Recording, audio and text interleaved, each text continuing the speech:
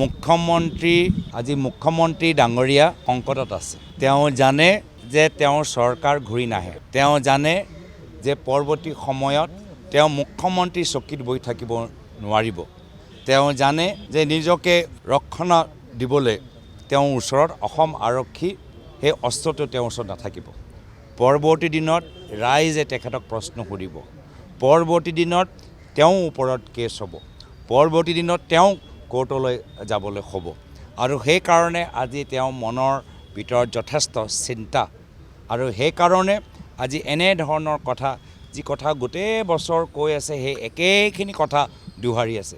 আজিলৈকে কোনো প্ৰমাণ দিব পৰা নাই, আজিলৈকে কোনো তথ্য দিব পৰা নাই, মাত্ৰ কথাৰ ওপৰত কথাও কোনো তেওঁ আজি গ্ৰহণ নকৰে।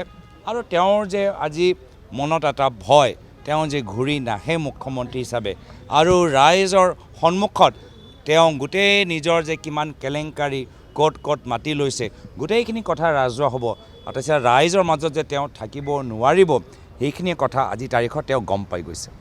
মুখ্যমন্ত্ৰী ডাঙৰীয়া সংকটত আছে। তেওঁ জানে যে তেওঁৰ চৰকাৰ ঘূৰি নাহে। তেওঁ জানে যে পৰৱৰ্তী সময়ত তেওঁ মুখ্যমন্ত্ৰী চকীত বহি থাকিব নোৱাৰিব।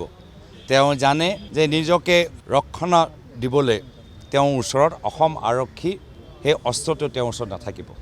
পৰৱৰ্তী দিনত ৰাইজে তেখেতক প্ৰশ্ন সুধিব। পৰৱৰ্তী দিনত তেওঁৰ ওপৰত কেছ হ'ব।